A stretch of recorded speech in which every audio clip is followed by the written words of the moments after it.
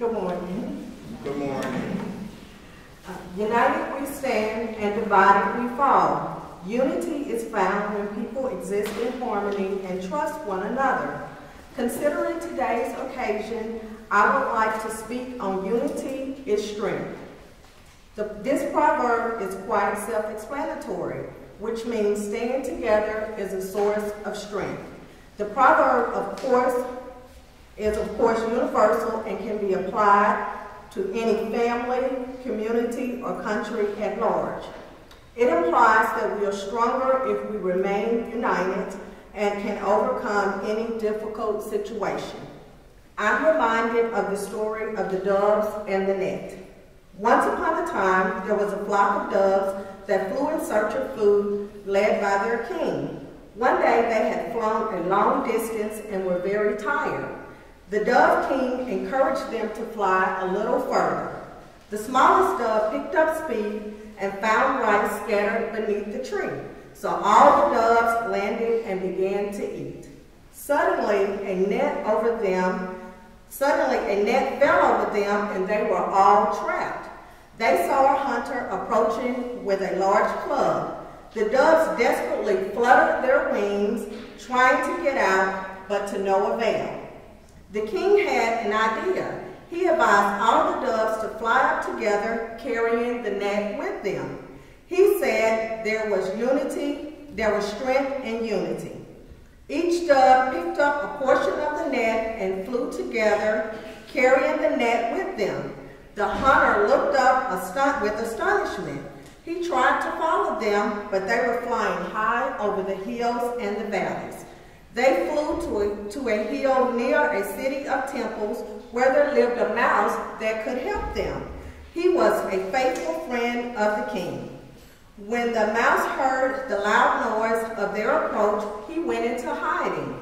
The dove king gently called out to him, and then the mouse was happy to see him. The dove king explained that they were caught in a trap and needed the mouse to help gnaw at the net with his teeth and set him free. The mouse agreed, saying that he would set the king free first. The king insisted that he first set free his subjects and then the king last. The mouse understood the king's feelings and complied with his wishes. He began to cut the net, and one by one the doves were freed, including the king. They thanked the mouse and flew away, united in their strength. The moral of the story, when we work together, we are stronger. I would like to welcome each and every one of you to Centenary College of Louisiana, a campus community that is open-minded, receptive to the community, united through teamwork and collaboration, and ignites the passion of unity in the hearts of the entire campus. Welcome.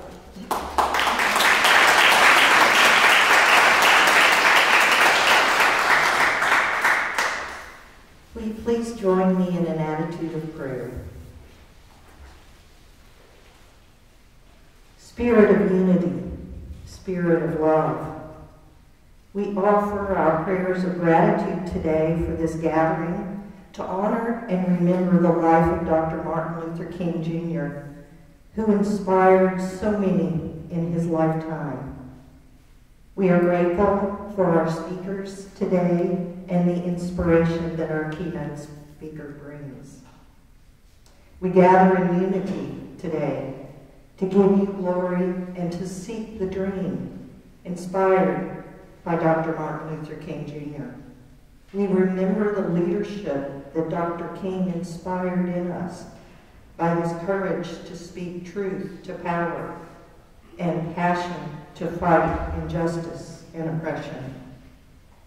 Ignite in us this fire of compassion to be servant leaders like him, who seek not the glory for ourselves, but to serve others by making this world a better place in which we live and love, by inspiring unity among all people.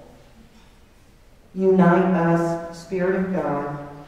Unite us in the dream of being the nation where we are not judged by the color of our skin, but by the content of our character.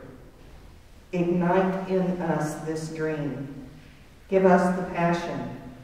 Give us the courage and the wisdom to serve you as we serve others in unity, freedom, respect, and most of all, love.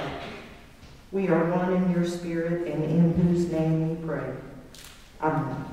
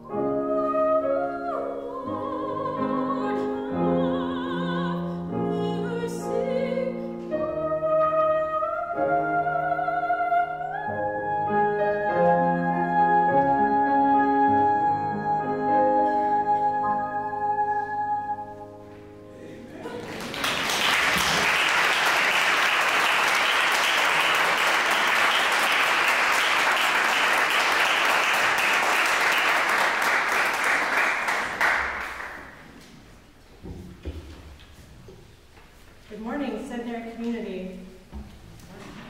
On August 28, 1963, Martin Luther King Jr. stood on the steps of the Lincoln Memorial in Washington, D.C., and in a voice powerful both because of its tone and its message said, "I have a dream."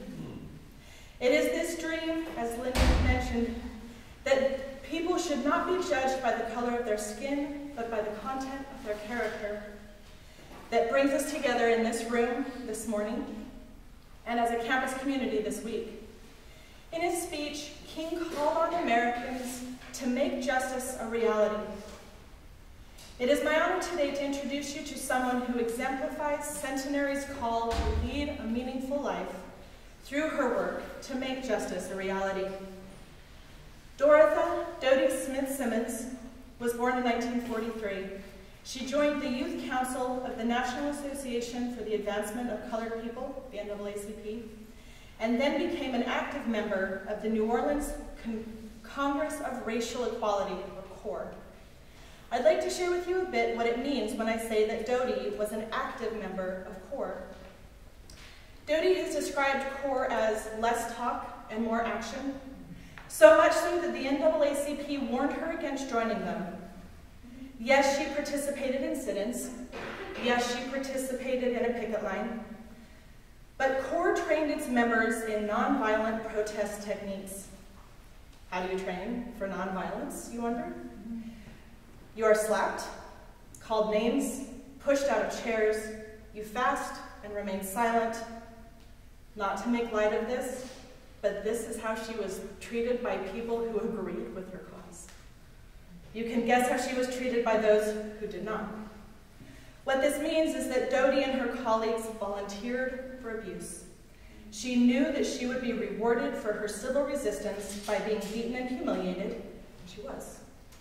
She was also jailed several times for her work. Dodie was a freedom rider, riding interstate buses to enforce the desegregation of interstate travel. She was a tester. I didn't know what that meant until now. She entered stores and restaurants that were historically white only to test and ensure that they were desegregating. She committed herself to making justice a reality and to the truth of civil rights. This morning I enjoyed breakfast with Dodie, and she shared a simple explanation. We just saw it as work that needed to be done. We weren't looking for accolades. She is strong, brave, and proud, and I'm about to introduce her. Centenary community, following Ms. Wimberly's solo, If I Can Help Somebody, please join me in welcoming Dodie Smith-Simmons.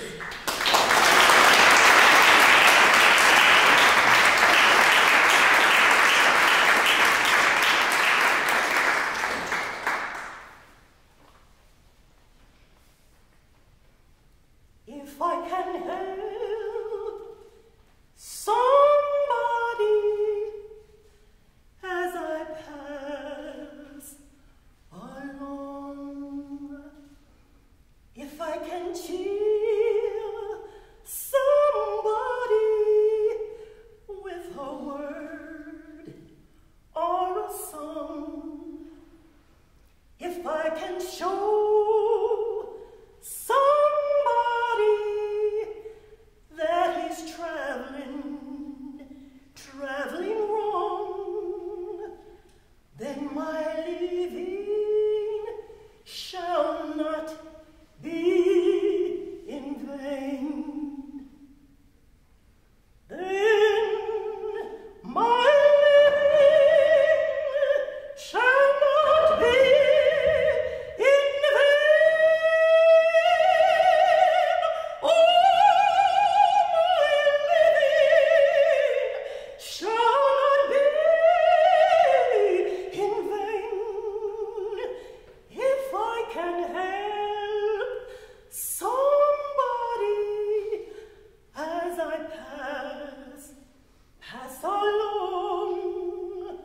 Then my living shall not be in vain. If I can do my duty as a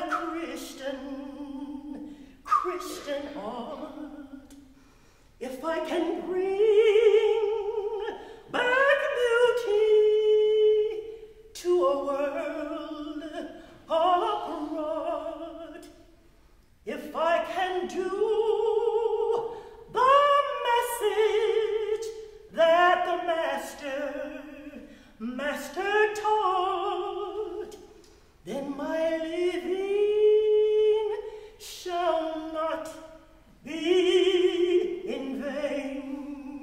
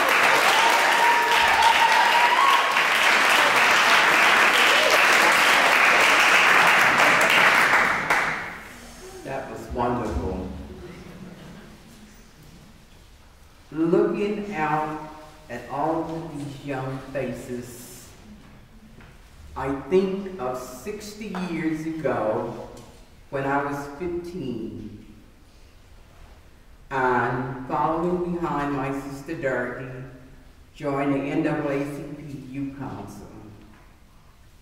Months later, I joined the New Orleans chapter of the Congress of Racial Equality Corps. Under Corps, I participated in sit-ins and picketing at Woolworths and McCrory on Canal Street in New Orleans. From there, when the Freedom Rides came about, I wanted to go on the Freedom Ride, but Doratha Castle, who was the chairperson, said, "You're going to be a trainer." What did trainers do? New Orleans Corps trained 40% of the people who went to jail in Jackson, Mississippi. Corps, being a nonviolent direct action group, did not let people go in without training them in how to be nonviolent. My mom, when I joined Corps, said, "You should not join Corps." I said, "Why?" She said, "The first time somebody looked at you the wrong way, they got a fight on their hands." That was true then. But being a member of Corps, being trained in the direct nonviolent action techniques, I became nonviolent. I did not use it just as a tactic. I've used it all throughout my life. I'm going to tell you about some of the things that I did. After the passage of the ICC ruling outlawing segregation on interstate travel, I began testing.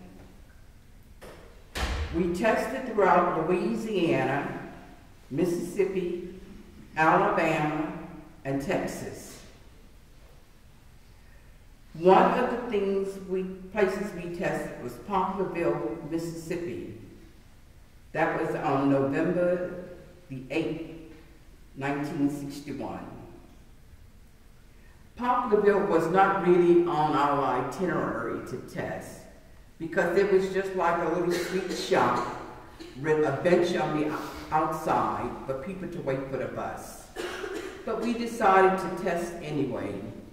When we did these tests, we had testers and we had an observer. The observer did just that, observe. The testers were the one who went in and did things. Patricia Smith, who at the time was 18, Alice Thompson was 22. They went in they didn't go in, they went up to the Coke machine and Sheriff BF4 arrested them. Frank Nelson, who was a freedom rider, he just gotten out of Parchment Penitentiary in Jackson, Mississippi, was the observer who decided to stay in New Orleans and help with our activities. When he went out to see what happened, he was also arrested. The two young ladies were placed in the cell that the jailer told was the same cell that held Mac Charles Parker, and beginning to sing, "Yes, we will gather at the river." The reason for him singing that, they had beaten and killed Mac Charles Parker and threw his body in the river. The two young ladies who was not going to be intimidated began to sing freedom song. And they were held there, went back to trial, and the mayor of Poplarville had to get them out of town because the Klan had come to lynch them, was going to lynch them along with the lawyers. On November 29, 1961, Jerome Smith, who had just gotten out of jail in Mississippi with George Raymond, said, "We need to go to Macomb." We said, okay. They went to Macomb, got there, the terminal was closed. I must mention, we never went anywhere that we didn't let people know that we were coming. Letters were sent to all of the agencies, the police department, the news media, even to the federal government. So they knew we were coming. When we got there, and it was closed, we went to what's called the color section of town, to a White Castle hotel and cafe. We stayed there for a couple of hours, then returned to the bus terminal. Jerome Smith was our observer. He got off the bus and went in to purchase our return tickets. We went in and went straight to the lunch counter. The manager of Greyhound came out and said, "Greyhound does not own this terminal. Please leave." George Raymond turned to the waitress and said, "May I have a cup of coffee, please?" She refused to serve him. He again said, "May I have a cup of coffee, please?" She did not move. A young white Macomb citizen went over to the coffee maker, poured out a cup of hot coffee, walked behind George Raymond, poured the hot coffee over his head, and hit him in the base of the neck with the cup. At that time, Jerome motioned for Alice and I to go to the waiting room, which we did. By him doing that, they connected him to us, and all hell broke out. About 4 to 6 young men started beating Jerome with brass knuckles, chasing George Raymond, beating up Tom Valentine, and whenever I went on a campaign, I always took a notepad. So I'm sitting there writing what's going on, and I'm singing in my head, "We are not afraid," writing, "We are not afraid." I'm watching and writing down what's happening to the guys, and I don't know how they got out, but Alice and I were kicked out of the place. When we got out, we didn't see one policeman. We were being chased by a mob. Jerome was in front of me running. A truck passed by. It was driven by a black, so Jerome drove in the back of the truck. I didn't know what to do. We always say, collectively, we are not afraid. But at that point, I was by myself and I was afraid. I'd never been to Macomb, 18 and a half years old. I ran around the corner from the bus station, and when we got there, we never saw one black person, but a group of black citizens was there, and they encircled me. I stood there shaking like a leaf. I say to myself, "Dodie, you're going to stand here in this crowd and calm yourself down. Then you're going to walk out of this crowd and walk up the hill like you're going to clean Miss Ann's kitchen. And when you get out of sight, run like hell," which I did. Never been to Macomb, not realizing that I was in a white neighborhood, knowing that I didn't know where I was running to, but I ran. And I ran. Then I heard, "Dodie!" I looked around and said, "How do these white folks know my name?"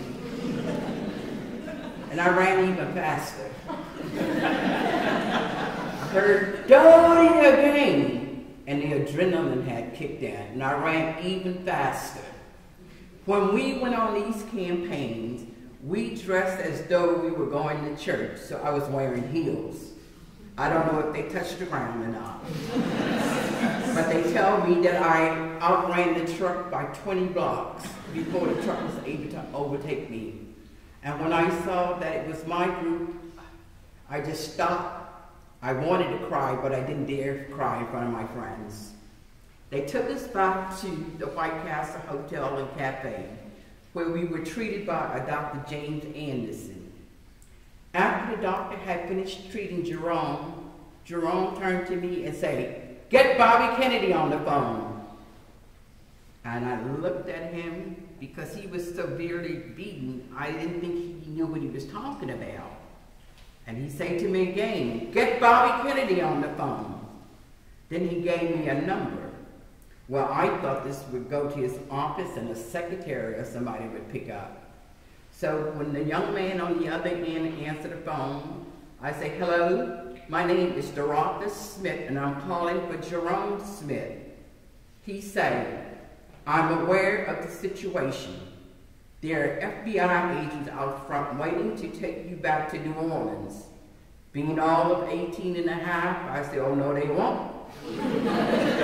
We're going back to New Orleans the way we came, by bus," and I handed the phone to Jerome. We attempted to go back to the bus station, but the crowd had doubled in size. But there were policemen about this time.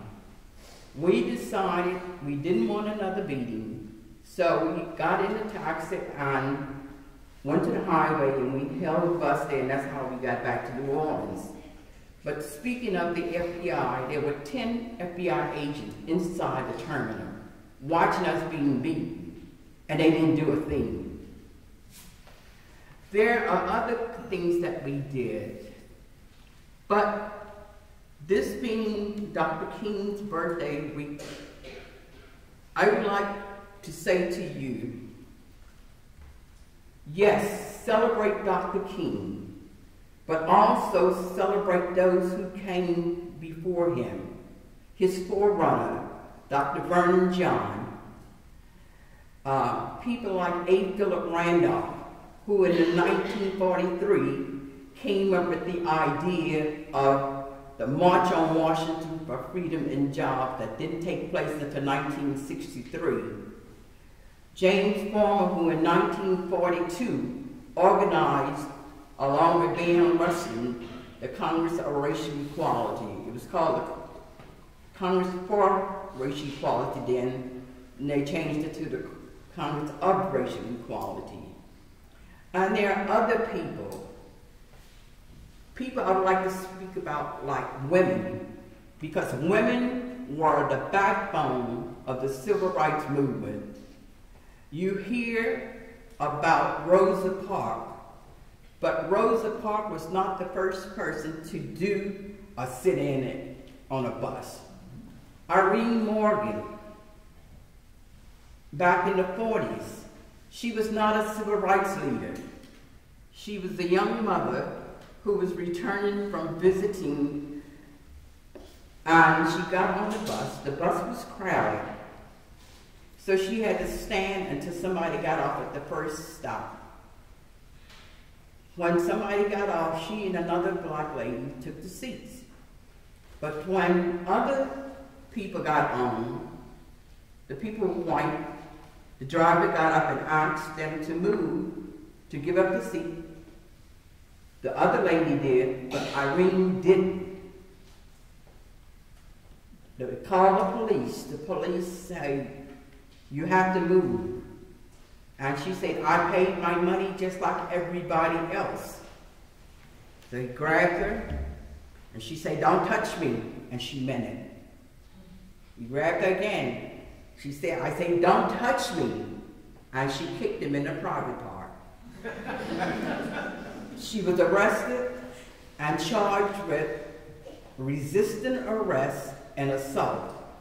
She agreed with the resisting arrest, but she did not agree with the assault because she said, "I told him not to touch me, and he did." That case went all the way to the Supreme Court. The NAACP had talked her into filing suit. And this was in 1946 or 45 or 46. And this was Morgan versus the Commonwealth of Virginia. She won the case, and in 1947, CORE decided to do its first ride called the Journey of Reconciliation that went through the South, but they did not go into the Deep South. In 1959, a lawyer by the name of Bruce Boykin decided to add on to the Morgan's case. The Morgan case only concerned the vehicle itself. but Barton's suit took in the terminal, the restaurant, the restroom, the rest stops, and so forth. And he won this case. So in 1961, Court decided to do another ride. Tom Gaither and Gordon Carey turned Freedom Ride. That ride took place May 4th, 1961. And there were other things, but let's not forget other people. And I was talking about women. Fannie Lou Hamer,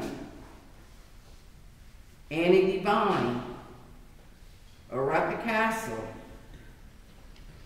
There's so many other, but I just want you to be aware. So when you begin to celebrate Dr. King's Day, I don't celebrate it as a day. January 15th is when I celebrate Dr. King's birthday, his real birthday.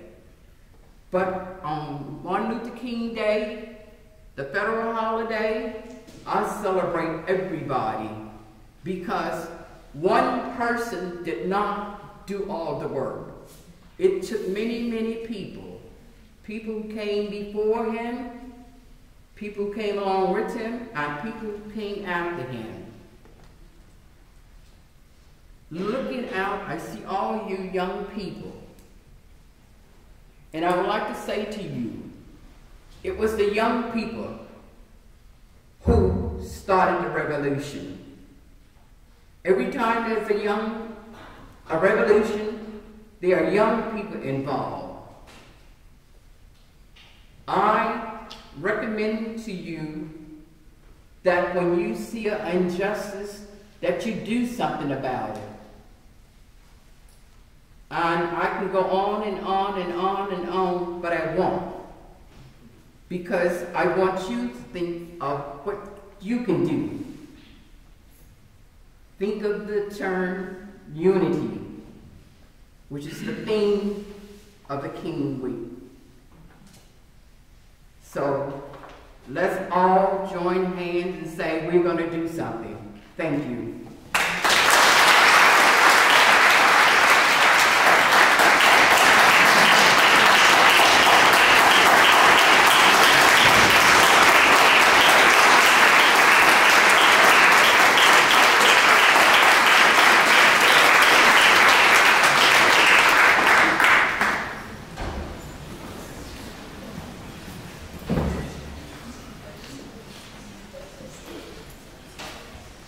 Maybe I'll stand. The words to the Black National Anthem, or Lift Every Voice and Sing, is on the back. And we're going to do all the three verses of this song.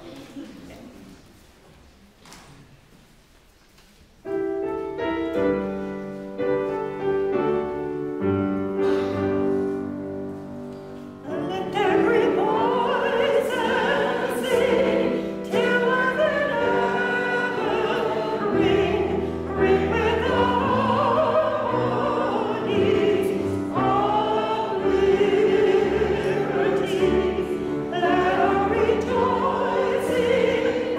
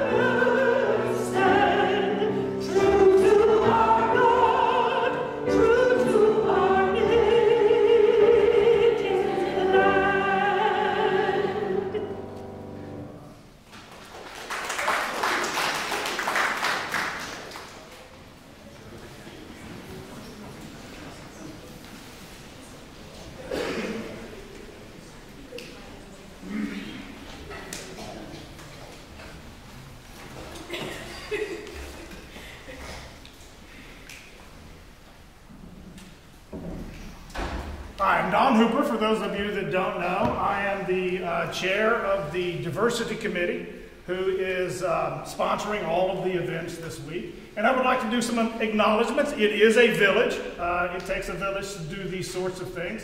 So I would like to acknowledge, first of all, the Diversity Committee. If you are on the committee, would you please stand?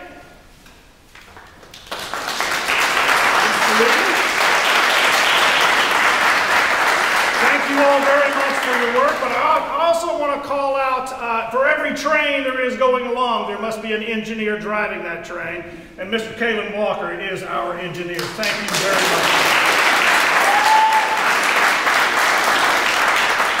I would also like to thank Councilman Bradford and Councilman Fleury here. Thank you very much, gentlemen, for coming to join us today. And we do have a proclamation here from our newly elected mayor, Mr. Adrian Perkins. It's rather lengthy. I won't read the whole thing, I promise. But it does talk about a lot of the things that Doratha Dodie Smith-Simmons did from the very beginning throughout her career, some of which you have heard about. But I just want you to know that now, therefore, I, Adrian D. Perkins, City of the Shreveport, do hereby proclaim Tuesday, January 22nd, 2019, as Doratha Dodie Smith-Simmons Day.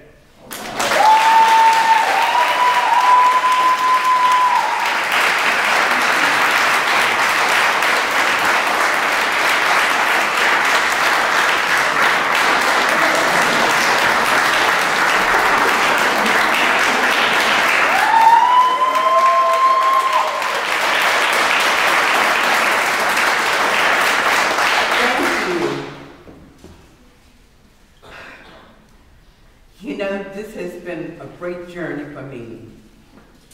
Up until a few weeks ago, when Kalen Walker called me, I didn't know that this place existed. I learned today that you're almost 200 years old. And I don't know why I always think of myself as somebody who knows everything. But I did not know that this college existed. I didn't know why they called me. Saying, I get this phone call from Mr. Kalen Walker, invited me to speak during Dream Week. I never heard of the place. What kind of place is it? Well, I'm here to let you know this is such an amazing place, and I look forward to it.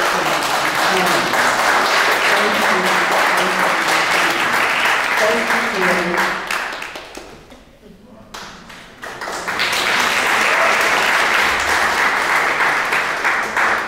So there's a very tangible result of Mrs. Smith-Simmons' work. If you look around this room and see the diversity that is Centenary College, and we are doing well. I'm greedy, I want to do better, but we are doing well. And part of that is because of the work that her, and as she says, her friends, did oh so long ago and continue to do up through and including today. So thank you very much.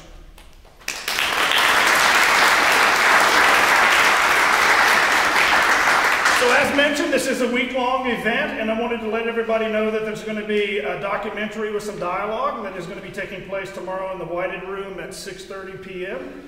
And then we have another convocation, also in the Whited Room, where Dr. Christopher Edgar Levan, Chris, is going to be here to talk to us. And then on Friday, there's going to be a civil rights spotlight at Bynum Commons Cafeteria. Oh, Thursday night, he drives this boat, I'm telling you. He is the boss. There is a conversation with servant leadership and Dr. Martin Luther King Jr. that is going to be at 6:15 in Kilpatrick Auditorium.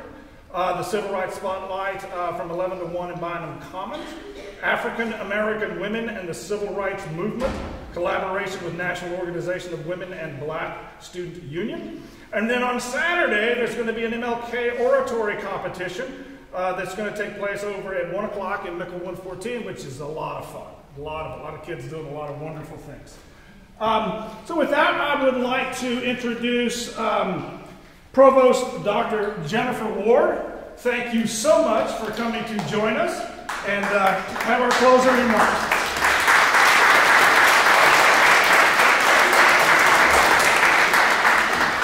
Thank you. I am not President Christopher Holloman, which is on your program, but I bring his greetings. We had a member of our community lose a mother last week, and Dr. Holloman needed to represent the college at that memorial service, but he sends his greetings. And I'd also like to say, Ms. Smith-Simmons, we did not invite you so that you would become an evangelist for Centenary College, Louisiana. But if you would like to share the good news down south, we're happy for you to do so. I have one question for us today. Why do we gather like this on these kinds of days? And why do we sing? And I have an answer that is not written by me, but it's written by Imani Perry. Those of you who don't know Imani Perry, she's written a wonderful book on the history of the Black National Anthem called May We Forever Stand. And I commend this book to you. So here are these words. People need interdependence and community that affirms their value and position in the world.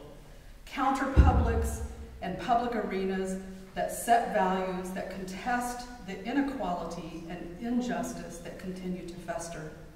We are social beings, and we flourish when all of this is part of our regular life rituals. We learn to be through repetition. The path is rugged, the lantern light dim. That ritual community, that deliberate meaning-making and learning, that repetition, meditation, reflection, and fellow feeling, that epic story, that sense of courage, inspiration, promise, and resilience, that love and beauty that once sustained Black struggle and song, we need them now just as much as we did when the song was written in 1900. May we forever stand. Thank you for coming today.